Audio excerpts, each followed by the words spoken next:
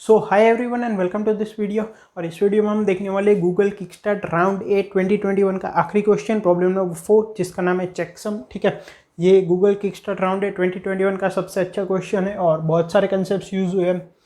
तो पहले तो मैं ये सजेस्ट करूंगा कि आप एक बुक और पेन लेके बैठे, मैं जो भी यहाँ पे बोल रहा हूँ वो आप साइड बाय साइड लिखते जाए और थोड़ा बहुत कैलकुलेट करते जाए, तो वीडियो के एंड तक आप तो पूरा क्वेश्चन क्लियर हो जाएगा। ठीक है, तो हम क्या करेंगे, सबसे पहले क्वेश्चन को समझेंगे, फिर धीरे धीरे उसको ब्रेक डाउन करेंगे, कैसे अप्रोच करेंगे वो देखेंगे, और आखिरी में जो कोड है वो मैंने कमेंट में दिया है।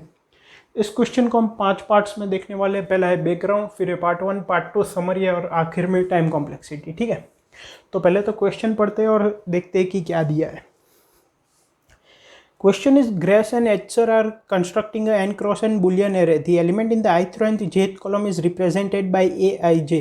They decide to note down the checksum defined as bitwise XOR of given list of elements along each row and column. Checksum of ith row is represented by ri and checksum of jth column is represented by cj.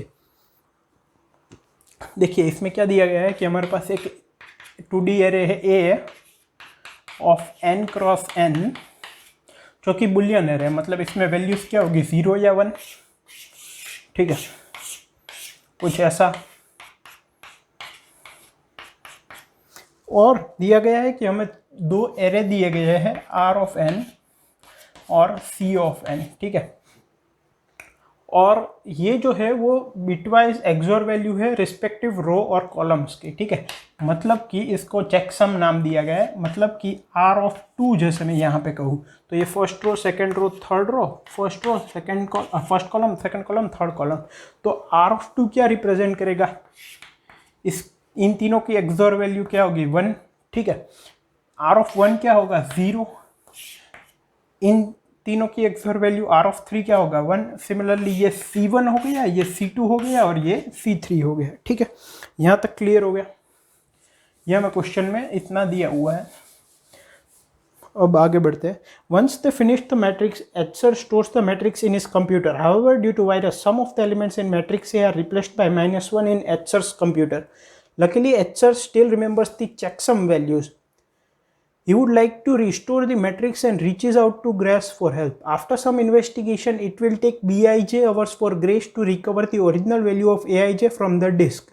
Given the final matrix A, cost matrix B, and checksums along each row and column, can Grace decide the minimum total number of hours needed in order to restore the matrix A?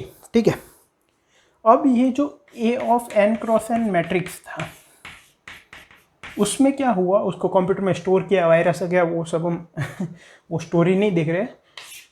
Simply हमें a of n cross n finally दिया गया है, जिसमें कि कुछ values -1 है। ठीक है, ये 1 0 0 1 -1 0 -1 0 1 1 1 1 0। ठीक है, जैसे कि इसमें ये 4 वैल्यूज -1 है। ठीक है, तो इस तरह से कुछ वैल्यूज -1 है। अब हमें ओरिजिनल एरे को रिस्टोर करना है। ठीक है, तो उन्होंने क्या बोला कि जो चेकसम वैल्यूज है, मतलब कि r ऑफ n और c ऑफ n वो दी गई है करेक्टली। ठीक है, तो ये दिया हुआ है, और दूसरा b of n cross n दिया है। ठीक है, विच रिप्रेजेंट्स कि वो जो ग्रेस उसके फ्रेंड के पास जाता है रिकवरी के लिए, अगर मान लो ये एलिमेंट है, ये फर्स्ट रो है और थर्ड कॉलम है। ठीक है, तो इसको रिकवर करने में कितने आवर्स लगेंगे ग्रेस को आवर्स लगेंगे b ऑफ 1 3। ठीक है, ये b of n cross n matrix में ये स्टोर्ड है कि कितने आवर्स लगेंगे। ठीक है, अब बोला गया है कि मिनिमम आवर्स कितने लगेंगे ग्रेस को पूरा एरे वापस रिस्टोर करने में, ये हमारा क्वेश्चन है। ठीक है, अब जो ग्रेस है वो डिस्क में से वापस वैल्यूज निकालता है, उसके लिए टाइम लगेगा। ठीक है, लेकिन अब पहले पार्ट बैकग्राउंड, ठीक है, इस पे चलते हैं, फर्स्ट पार्ट पे। एक बात देखिए आप,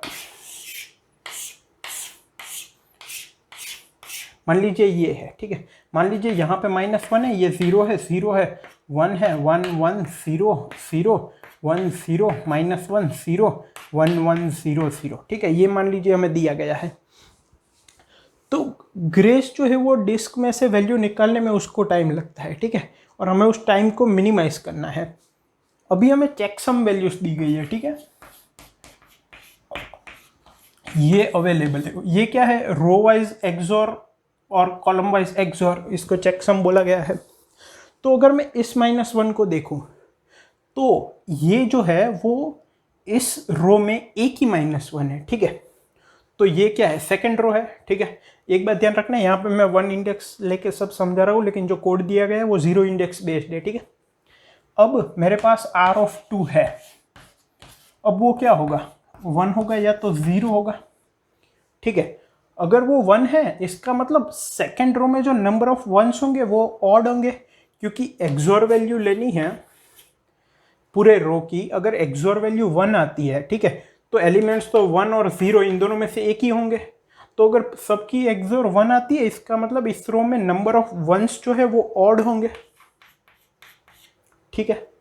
तो अगर मैं इस रो की बात करूं तो यहाँ पे एक 1 है, ठीक है, तो इसको कंपलसरी जीरो ही होना होगा। अगर ये 1 हो जाएगा तो फिर इवन नंबर ऑफ वंस हो जाएंगे, लेकिन R(2) अगर 1 है तो इसमें ऑड नंबर ऑफ वंस होने चाहिए, तो इसकी वैल्यू क्या होनी चाहिए, 0। ये मैं जनरलाइज नहीं कर रहा, मैं इस एग्जाम्पल के लिए लिख रहा हूँ।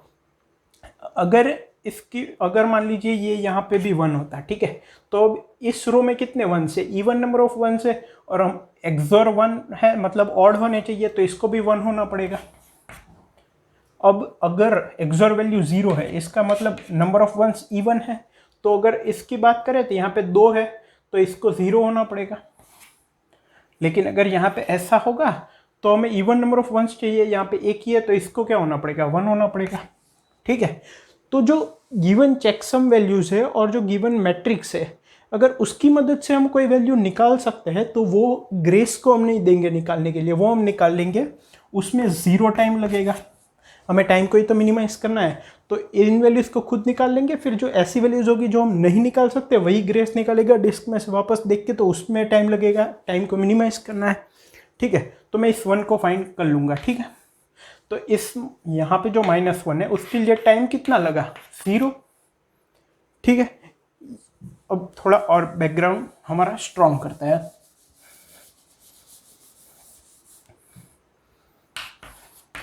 R(n), C(n), ठीक है।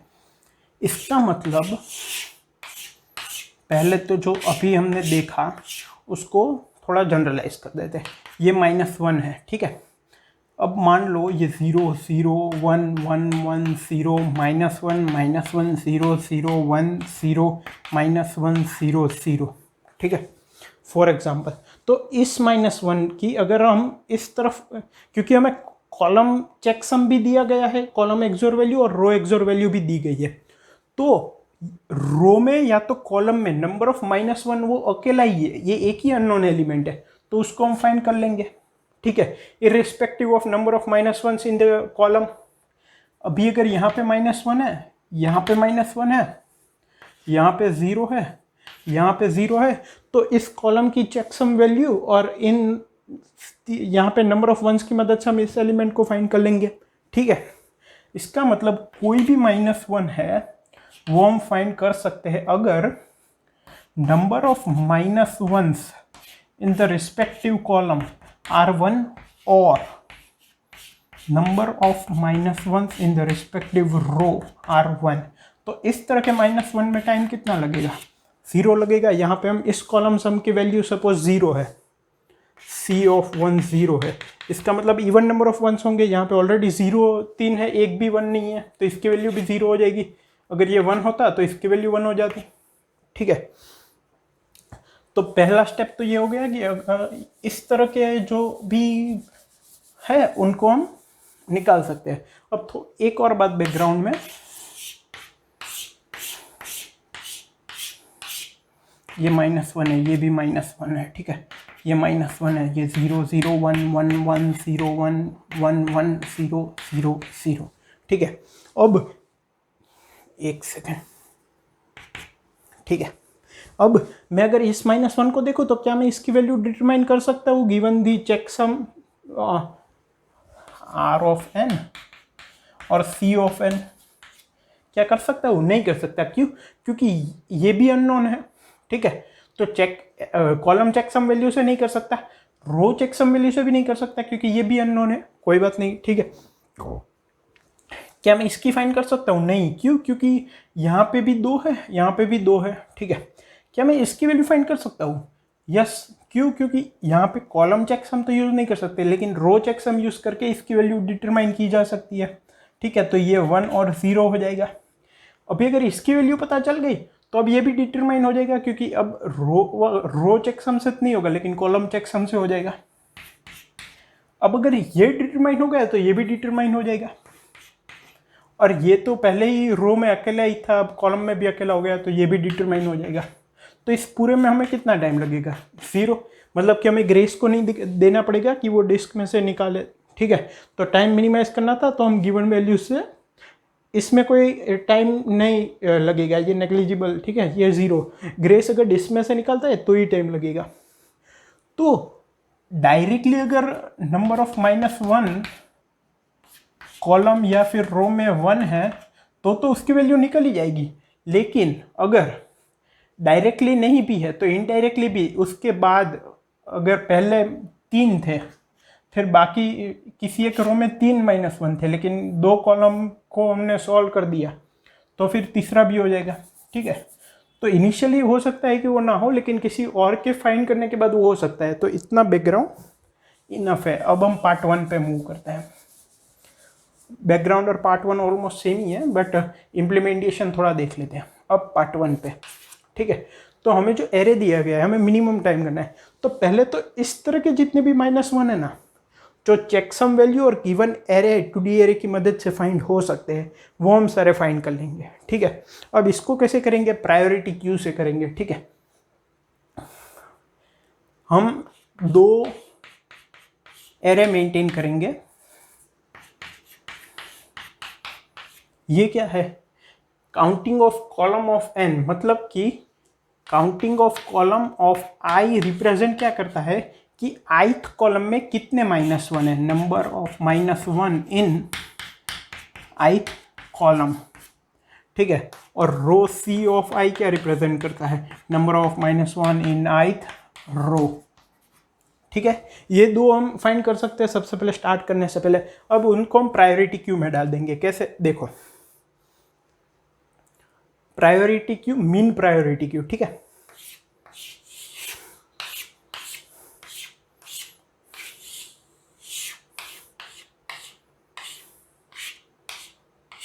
ठीक है, ये -1, ये -1, ये -1, ये -1, यही क्वेश्चन था। 0 0 0 0 1 1 0 1 0 0 1 1, ठीक है। अब देखो, अभी हम क्या करेंगे, रो और कॉलम, प्रायोरिटी क्यू है ना, उसको हम इस तरह से स्टोर करेंगे। उसमें जो एलिमेंट्स होंगे वो इस तरह के होंगे। ये एक पेयर होगी और ओवरऑल एक पेयर होगी, ठीक है। ये क्या रिप्रेजेंट करेगा? काउंटिंग, मतलब कितने -1 है, नंबर ऑफ -1। ये क्या रिप्रेजेंट करेगा? ये इंडेक्स रिप्रेजेंट करेगा i। c की वैल्यू क्या होगी? 0 या 1। 0 क्या रिप्रेजेंट करेगा कि ये कॉलम की बात हो रही है, 1 क्या रिप्रेजेंट करेगा कि ith रो की बात हो रही है, ठीक है। तो अभी अगर हम मेन प्रायोरिटी क्यू में स्टोर करें तो किसके बेसिस पे शॉर्टिंग होगी? ए के बेसिस पे, मतलब नंबर ऑफ -1 के बेसिस पे, ठीक है। तो फर्स्ट रो में कितने -1 है? 0। तो 0 रो फर्स्ट और रो है तो 1, ये पहला एलिमेंट हो गया, ठीक है। अब बाकी कोई रो में 0 नहीं है, ठीक है। फर्स्ट कॉलम में 2 है, सेकंड कॉलम में भी 0 है, तो क्या हो गया? 0 सेकंड कॉलम और ये 0। 0 क्या रिप्रेजेंट करेगा कि ये कॉलम है, ठीक है। सॉरी, ये, और फोर्थ कॉलम में भी 0 है, मतलब 0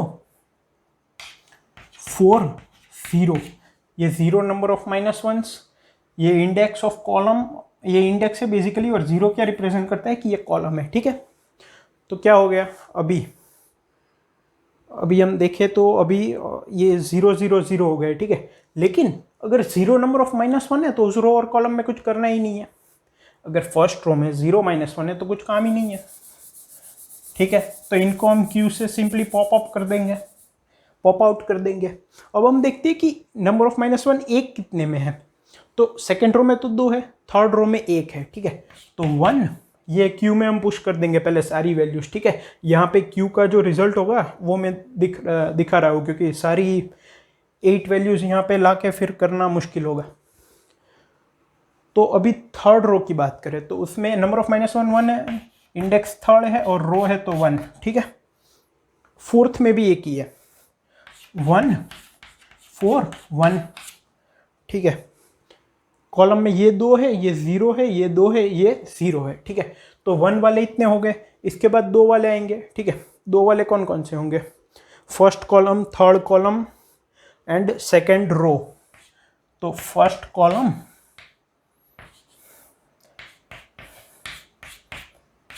ठीक है। अब सेकेंड रो, और कौन सा कॉलम था? Third column, sorry 2 -1, column number 3 और 0, ठीक है। अब थर्ड रो में एक ही -1 है, ठीक है।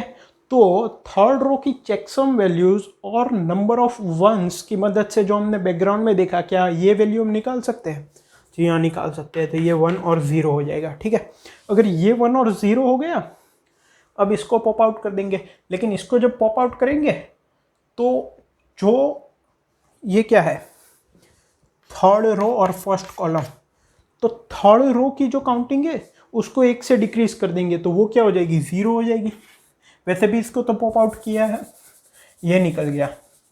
लेकिन फर्स्ट कॉलम जो है उसमें भी एक वैल्यू डिक्रीज करनी है, नंबर ऑफ -1 की। सी ऑफ 1 को भी एक डिक्रीज करना है। कहाँ है? ये है 2 है, इसको 1 करना है। अब प्रायोरिटी क्यू में टॉप एलिमेंट ही हम एक्सेस कर सकते हैं, तो इसको तो चेंज नहीं कर सकते। तो एक नया एलिमेंट हम पुश कर देंगे, 2 की जगह पे क्या हो जाएगा? 1। कॉलम कौन सा है? 1 और 0। क्योंकि ये प्रायोरिटी क्यू है तो ये एलिमेंट है वो ऑटोमेटिकली इधर आ जाएगा, ठीक है। तो अभी क्या है, फर्स्ट कॉलम की फर्स्ट एक ही -1 है फर्स्ट कॉलम में, ठीक है। 1 1 0, ठीक है। इसका मतलब यहाँ पे जो एक -1 है उसको हम कॉलम चेक से फाइंड कर सकते हैं। तो ये हो गया 1 और 0। तो इसकी वैल्यू भी अब 0 हो जाएगी, इसको भी क्यू में से पॉप आउट कर देते हैं। लेकिन फर्स्ट सेकेंड रो में -1 की वैल्यू भी क्या हो जाएगी? 1 हो जाएगी, ठीक है। तो सेकेंड रो में, तो यहाँ पे हम क्या पुश करेंगे? 1, रो नंबर 2 और रो है तो 1, ठीक है।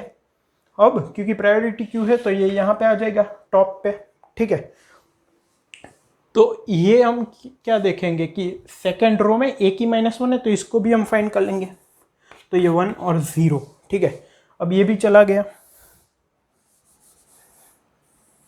ठीक है, चलो। और जो थर्ड कॉलम है उसमें भी एक वैल्यू डिक्रीज हो जाएगी। थर्ड कॉलम में ये डिक्रीज एक्चुअली यहाँ पे नहीं होगी, यहाँ पे हम ऐड कर देंगे 1 3 0, ठीक है। यहाँ पे 1 4 1, ठीक है, इसकी बात हो रही है। तो इसको हम जैसे ही ऐड कर देंगे, ठीक है, तो ये यहाँ पे आ जाएगा, ठीक है। तो थर्ड कॉलम में एक ही -1 है, तो हम कॉलम चेक से इसकी भी वैल्यू निकाल सकते हैं, ठीक है। तो अब ये भी पॉप आउट हो जाएगा। अब जो क्यू, ये हम कब तक करेंगे? जब तक क्यू एम्प्टी नहीं हो जाती। अब क्यू में इतने एलिमेंट्स बचे हैं तो इसको हम पॉप आउट करेंगे, लेकिन जो फोर्थ नंबर की रो है, ठीक है, उसकी वैल्यू भी 0 हो गई होगी। एक्चुअली जब हम ये थर्ड कॉलम को टेस्ट करेंगे तब हम यहाँ पे क्या पुश करेंगे? 0। जब ये फाइनल जो -1 था उसको हम फाइंड कर लेंगे तो ये फोर्थ रो में नंबर ऑफ -1 कम हो जाएंगे ना, तो ये भी यहाँ पे आ जाएगा प्रायोरिटी क्यू के कारण। लेकिन ये 0 है तो इसको सिंपली पॉप आउट कर देंगे। अब जब भी हम किसी को पॉप आउट करते हैं तब उस रो या कॉलम को हम विजिटेड मार्क कर देंगे, ठीक है। इसकी वजह से क्या होगा, अब यहाँ पे 4 वापस आएगा, तो ये विजिटेड है तो इसका कुछ नहीं करना है। ये फर्स्ट कॉलम विजिटेड, कुछ नहीं करना है। सेकंड कॉलम विजिटेड, कुछ नहीं करना है। Second row, third column visited, कुछ नहीं करना है, ठीक है। या तो वो विजिट हो गई होगी या तो उसमें 2 से कम होंगे, क्योंकि जैसे थर्ड कॉलम है तो अभी तो उसमें 0 है, ये तो इनिशियल वैल्यू थी, ठीक है।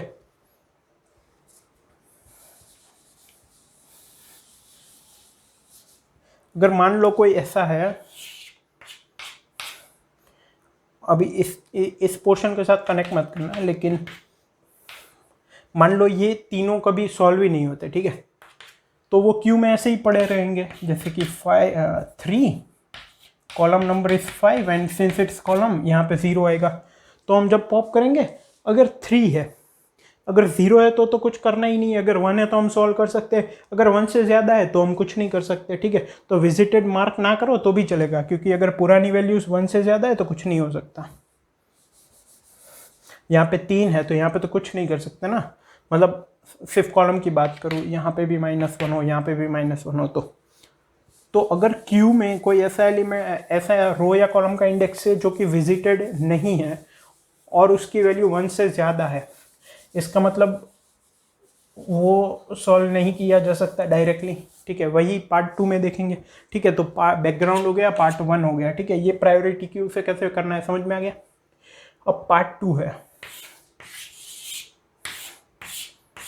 तो पार्ट 1 में एक और बात कि इस तरह से जितने भी -1 पॉसिबली निकल सकते होंगे ना, यूजिंग चेकसम वैल्यू और गिवन मैट्रिक्स, वो हम निकाल देंगे। उससे क्या होगा, हमारा जो टाइम को मिनिमाइज करना है तो वो ग्रेस को नहीं देना पड़ेगा डिस्क में से रिकवर करने के लिए, ठीक है। अब ऐसा कब होगा, जब हम कुछ वैल्यू फाइंड नहीं कर पाएंगे। अगर ये -1 है, ये -1 है, ये -1 है, ये -1 है, अब देखो इस -1 को मुझे फाइंड करना है, क्या मैं कॉलम चेक कर सकता हूँ? नहीं, क्योंकि एक और -1 है। रो चेक कर सकता हूँ? नहीं, ये इस पे और इस पे डिपेंडेंट है। अब ये जो है वो भी इस पे और इस पे डिपेंडेंट है, ये जो है वो इस पे और इस पे डिपेंडेंट है, और ये जो है वो इस पे और इस पे डिपेंडेंट है। तो ये साइकिल बन गई एक तरह से, ये इस पे डिपेंडेंट है, ये इस पे फाइनली डिपेंडेंट हो रहा है, ठीक है। ये साइकिल बन गई। तो इस केस में हम कुछ नहीं कर सकते, इस केस में तो हमें ग्रेस को ही देना पड़ेगा कि डिस्क में से वैल्यू निकाल के दो, ठीक है। अब उसको मिनिमाइज कैसे करेंगे वो इस पार्ट में देखेंगे, ठीक है। अब देखो यहाँ पे हम फाइंड क्यों नहीं कर पा रहे हैं, क्योंकि साइकिल बन गई है, ठीक है। मतलब कि जैसे कि अब देखो ये फर्स्ट रो है, ये सेकंड रो है, ये फर्स्ट कॉलम है, ये सेकंड कॉलम है, ये -1 है, ये भी -1 है, ये भी -1 है, ये भी -1 है, ठीक है। नहीं सॉरी, एक सेकंड, ठीक है। अब अगर a ऑफ i j की वैल्यू -1 है तो मैं यहाँ पे सारे नोड्स रो को रिप्रेजेंट कर रहे हैं, ठीक है, और यहाँ पे कॉलम को। तो इनको मैं कनेक्ट कर दूंगा, मतलब कि a ऑफ 1,1 क्या है, -1 है, तो यहाँ पे मैंने ड्रॉ कर दिया, ठीक है। h अगर मान लीजिए यहाँ पे 3 होता, ठीक है, थर्ड यहाँ पे, और ये जो है वो 0 होता और ये भी 0 होता, तो 1 और 3 क्या है, a ऑफ 1 3 तो -1 नहीं है, तो इनके बीच में मैं एज ड्रॉ नहीं करूँगा। जहाँ पे -1 है ये ith रो और jth कॉलम के नोड के बीच में करूँगा।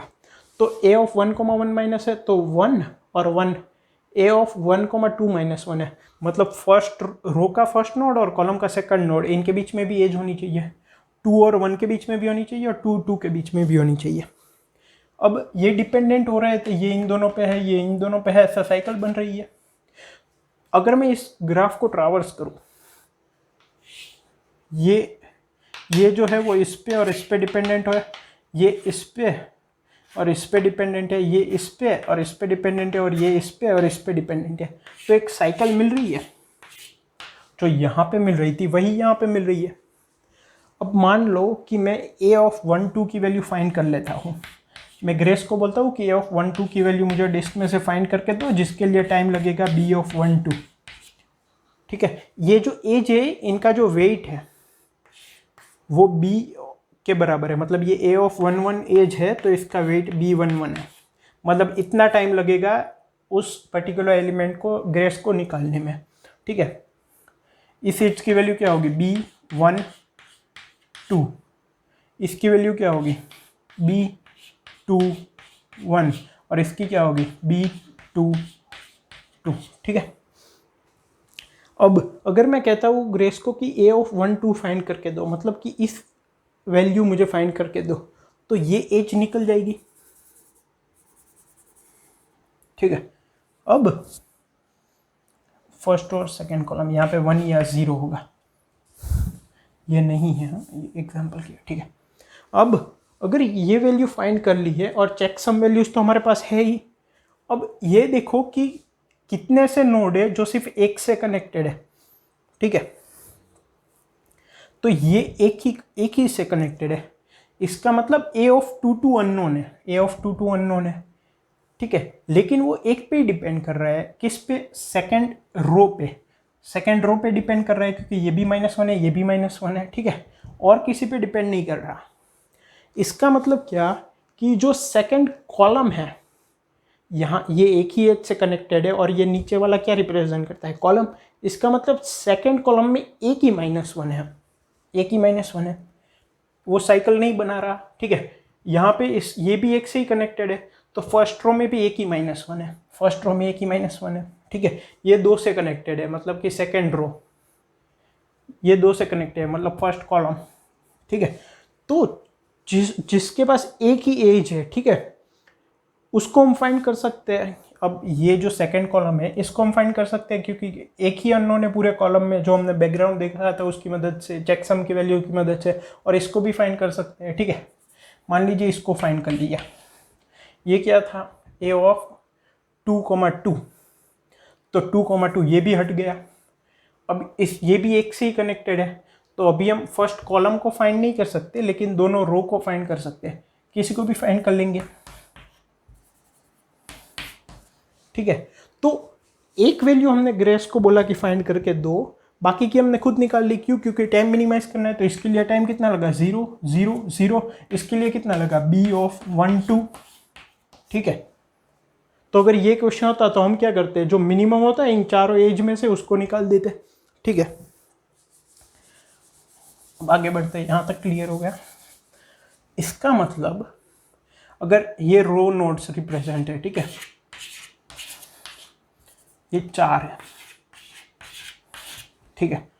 अगर यहाँ पे एक एज है, इसका मतलब क्या, A ऑफ फर्स्ट रो और सेकंड कॉलम, A ऑफ 1 2 क्या है, -1 है, यहाँ पे एज नहीं है, मतलब A ऑफ 1 1 -1 नहीं होगा। मान लो ये है, ये है, ये है, ये है, और ये है, तो ये साइकिल बन गया। अभी इसमें से साइकिल मतलब और भी हो सकता है बड़ा, मान लो ये भी है, ठीक है, और ये भी है, लेकिन इसको तो हम फाइंड कर सकते हैं, ठीक है, तो हम फाइंड कर लेंगे। मे बी इसको यहाँ पे ज्वाइन करके भी साइकिल कर सकते हैं, ठीक है, लेकिन वो समझने में कॉम्प्लेक्स हो जाएगा, तो हम क्या करते हैं, अभी सिंपल साइकिल ही रखते हैं। ये -1 है, ये -1 है, ये -1 है, ये -1 है, ये -1 है, और ये -1 है, ठीक है। अब यहाँ पे एक भी नोड ऐसा नहीं है जिसमें एज क्या हो, एक ही एज कनेक्टेड हो, जिसकी डिग्री 1 हो। अभी अगर मैं ट्री की बात करूँ, ठीक है, ये ग्राफ है, लेकिन ट्री क्या होता है, जिसमें साइकिल्स नहीं होती, ठीक है, और जो लीव नोड्स होते हैं वो एक ही एज से कनेक्टेड होते हैं, उनकी डिग्री 1 होती है, ठीक है। तो यहाँ पे साइकिल फॉर्म हो रही है, तो इस ग्राफ में, इस ग्राफ को अगर मैं ट्री में कन्वर्ट कर दूँ, ठीक है, तो ये क्या है, ये 1 2 3 4 5 6 नोड्स है, एजेस कितनी है, 1 2 3 4 5 6, तो n नोड्स वाला अगर ट्री मुझे चाहिए तो मुझे 5 एज चाहिए, ये क्लियर है, ठीक है। तो इसका मतलब अगर मैं मान लो इसको ट्री में कन्वर्ट कर देता हूँ, ट्री में कैसे कन्वर्ट करूँगा, साइकिल को ब्रेक करके, ठीक है, मैंने इसको यहाँ से निकाल दिया, तो अब ये ट्री हो गया, ये यहाँ पे, ये यहाँ पे, यहाँ पे, यहाँ पे, यहाँ पे साइकिल क्रिएट नहीं हो रही है, ठीक है, n नोड से n-1 एजेस है, ठीक है। तो अब मैं इसको फाइंड कर सकता हूँ, क्योंकि ये एक से ही कनेक्टेड है, मतलब कि ये रो है और ये एक से ही कनेक्टेड है, मतलब कि फर्स्ट रो में एक ही -1 है, A ऑफ 1 4, बाकी कोई नहीं है, ठीक है। फोर्थ कॉलम में तो 2 - 1 है, फर्स्ट रो वाला भी है, फोर्थ रो वाला भी है, लेकिन फर्स्ट रो में एक ही है जो फोर्थ कॉलम में है, तो इसको मैं फाइंड कर सकता हूँ। अब इसको मैं फाइंड कर लूँगा तो ये एज में हटा दूंगा, फिर मैं इसको भी फाइंड कर सकता हूँ, ये एज हट गई तो इसको भी फाइंड कर लूँगा, ये एज हट गई इसको भी फाइंड कर लूँगा, ये भी एज हट गई इसको फाइंड कर लेंगे, ये एज हट गई, ये तो सबसे पहले हमने निकाला ही था, मतलब ग्रेस को दिया था निकालने के लिए, साइकिल ब्रेक करने के लिए, ठीक है। तो इसका मतलब क्या हुआ कि अगर हमारे ग्राफ में साइकिल्स नहीं होगी तो वो सारी वैल्यूज हम फाइंड कर लेंगे, क्योंकि जिसकी डिग्री 1 होगी उसको हम निकालते जाएंगे, ठीक है। तो इसका मतलब क्या हुआ कि ये हम क्या कर सकते हैं कि रो वाइज नोड्स बना सकते हैं, कॉलम वाइज बना सकते हैं, और जो भी a ऑफ 1, 2 - 1 है तो इसको कनेक्ट कर देंगे और इस एज की वैल्यू को क्या कर देंगे b ऑफ 1, 2। तो ऐसे जो हमें ग्राफ मिलेगा उसको अगर हम ट्री में कन्वर्ट कर देंगे, ग्राफ को ट्री में कैसे कन्वर्ट करते हैं, एजिस को निकाल के, तो जो आखिर में ट्री बचा होगा उसकी वैल्यू तो हम निकाल लेंगे 0 टाइम में, तो ये एजिस निकालने में जितना टाइम लगेगा वही हमारा आंसर होगा। अब हमें क्या करना है, ये जो एजिस निकालने का टाइम है उसको मिनिमाइज करना है। एज को निकालने का टाइम क्या है, एज का weight b of i, j, अगर i और j के बीच में एक एज है तो, ठीक है, ये भी समझ में आ गया। अब अगर ग्राफ है, ठीक है, इसमें एजिस का जो सम है, मतलब एजिस के वेट का सम, टोटल टाइम अगर बोला जाए, सम ऑफ वेट्स ऑफ एजिस, इसको मुझे ट्री में कन्वर्ट करना है। यहाँ पे भी कुछ सम ऑफ वेट ऑफ एजिस होगा, जो एजिस बची होगी वो, लेकिन इसको तो हम बाद में फाइंड कर लेंगे, जो क्योंकि डिग्री 1 वाला जो होगा उसको हम ऐसे ही फाइंड कर लेंगे यूजिंग चेकसम, ठीक है। तो अब ये जो ग्राफ है उसमें टोटल वेट ये है, ये मान लो W1 है, और यहाँ पे जो भी एजिस हम निकालेंगे वो हमारा टाइम होगा, एजिस के वे समेशन का टाइम, मतलब एजिस का जो सम होगा वही हमारा टाइम होगा। तो अगर ये तो कांस्टेंट है, अगर इसको मैं मिनिमाइज करना चाहता हूँ तो जो ट्री मुझे चाहिए उसका वेट मैक्सिमाइज करना है, समझो ये कांस्टेंट है, अगर टाइम मुझे मिनिमाइज करना है तो फाइनली तो हमें ट्री ही चाहिए, अगर n नोड्स है तो n नोड्स और n - 1 एजिस चाहिए, ठीक है। तो इसको मैक्सिमम करना है, ठीक है। इसका मतलब क्या, जो ग्राफ दिया गया है उसमें से अगर हम मैक्सिमम स्पैनिंग ट्री,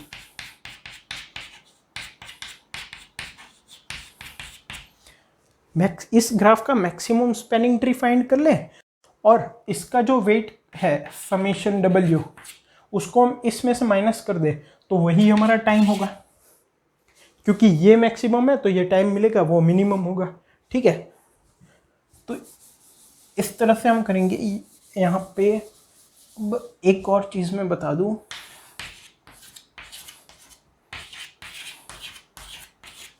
ठीक है,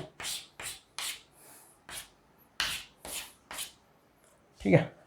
तो ऐसा भी हो सकता है कि जो भी हमारे पास बहुत सारे डिस्जॉइंट ग्राफ्स हो, क्योंकि ज़रूरी नहीं है कि वो एक ही हो, तो हमारे पास बहुत सारे डिस्जॉइंट ग्राफ्स हो सकते हैं, ठीक है। तो उन सभी, मान लीजिए डिस्जॉइंट ग्राफ्स है हमारे पास के, तो जो हमारा आंसर होगा वो क्या होगा, समेशन i = 1 से लेके के सभी ग्राफ्स के लिए टोटल एज वेट, ठीक है, W1 मान लेते हैं इसको, टोटल एज वेट ये, ठीक है, minus maximum spanning tree weight, मतलब मैक्सिमम स्पैनिंग ट्री के जितने भी एजिस है उनका जो सम होगा उसको माइनस कर देंगे तो मिनिमम टाइम हमें मिल जाएगा, ठीक है। और ये के डिस्जॉइंट अगर ग्राफ्स है सभी के लिए करेंगे तो वही हमारा आंसर हो गया। तो ये हो गया हमारा पूरा सॉल्यूशन, ऐसे करके आप फाइंड कर सकते हो, ठीक है। अब यहाँ पे दो चीज़ें और हमें करनी पड़ेगी इम्प्लीमेंट करने के लिए। पहला, इन सभी डिस्जॉइंट एलिमेंट्स का पूरा वेट निकालने के लिए हमें DFS अप्लाई करना पड़ेगा, ठीक है। और ये मैक्सिमम स्पैनिंग ट्री के लिए काफ़ी सारे एल्गोरिदम है, मैंने अपने कोड में प्रिम्स एल्गोरिदम यूज़ किया है, ठीक है। तो इन दोनों को हम यहाँ पे डिस्कस नहीं कर रहे क्योंकि ये फिर अलग ही एक टॉपिक पूरा अलग हो जाएगा, ठीक है। इसको आप देख सकते हो अलग ट्यूटोरियल्स कहीं पे भी, नेट पे भी। तो ये हो गया इसका पूरा सॉल्यूशन, ठीक है। तो इस तरह से हमें आंसर मिल जाएगा। ये हमारा पार्ट 2 भी खत्म हो गया। अब जल्दी से समरी कर लेते हैं, ठीक है। पार्ट 1 पार्ट 2 की पहले तो हम उस तरह के -1 निकाल देंगे जो पर्टिकुलर रो या पर्टिकुलर कॉलम में सिर्फ सिंगल हो। फिर उनकी वजह से अगर कोई ऐसी रो या कॉलम है जिसमें पहले ज़्यादा थे लेकिन बाद में एक ही -1 बनता है तो उसको भी हम निकाल देंगे। फिर जब हमारे पास ऐसा मैट्रिक्स बचेगा जहाँ पे सभी के सभी डिपेंडेंट है तो साइकिल्स फॉर्म होने लगेगी। तो हम इस तरह से रिप्रेजेंट करके ये ग्राफ्स बना लेंगे और इन सभी के डिस्जॉइंट ग्राफ्स का पूरे सारी एजेस का सम माइनस मैक्सिमम स्पैनिंग ट्री का सम, तो हमें मिनिमम जो एजेस निकालनी पड़ेगी वो हमें मिनिमम टाइम मिल जाएगा, ठीक है। इम्प्लीमेंट करते टाइम एक और ध्यान रखना है कि ये जैसे फर्स्ट, सेकंड, थर्ड, फोर्थ और फिफ्थ है, ठीक है। तो नोड्स को हमें नाम देने पड़ेंगे, ठीक है, ऑपरेट करने के लिए। तो रो के 5 नोड है तो इसको कुछ अलग नाम देना पड़ेगा। तो मैंने क्या किया है, यहाँ पे +n कर दिया है। तो इसका 6, 7, 8, 9 और 10 ऐसे नेम दिया है, ठीक है। तो अगर a ऑफ 1, 2 -1 है तो 1 और 2 + n मतलब 5, 7 के बीच में एज हम ड्रॉ कर देंगे और उसका वेट कितना होगा, b ऑफ 1, 2, ठीक है। तो इस तरह से आप रिप्रेजेंट करके पूरा सॉल्यूशन निकाल सकते हो। तो ये पूरा सॉल्यूशन हो गया। अब टाइम कॉम्प्लेक्सिटी भी देख लेते हैं।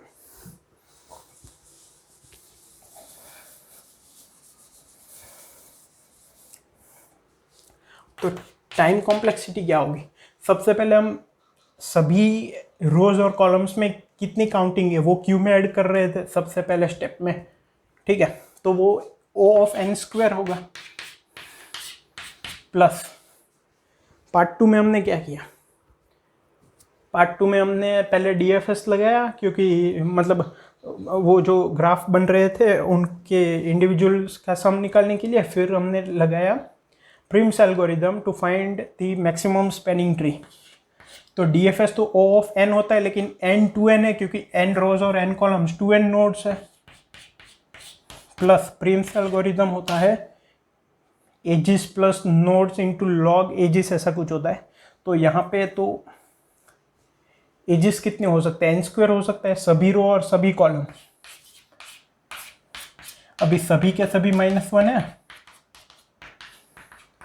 ठीक है। तो एजिस कितनी हो सकती है, n², तो n² into log of n, ये v या e कुछ होता है, मैं श्योर नहीं हूँ, प्लस बस हो गया, इतना ही करना है। और मैक्सिमम टेस्ट केसेस कितने दिए हैं, 100। अब n की मैक्सिमम वैल्यू क्या दी है, 500। तो इन तीनों में से मैक्सिमम क्या है, ये। तो 100 O ऑफ 100 इंटू 500 इंटू 500 मतलब 2000 कुछ ऐसा हो जाएगा, ठीक है। और log ऑफ 500, ठीक है। तो ये क्या हो गया, 25 इंटू 10⁶ इंटू लॉग ऑफ 500, कुछ इस तरह से ये हो जाएगा। मैंने कोड कमेंट में प्रोवाइड किया। आई होप आपको समझ में आ गया होगा। Thank you.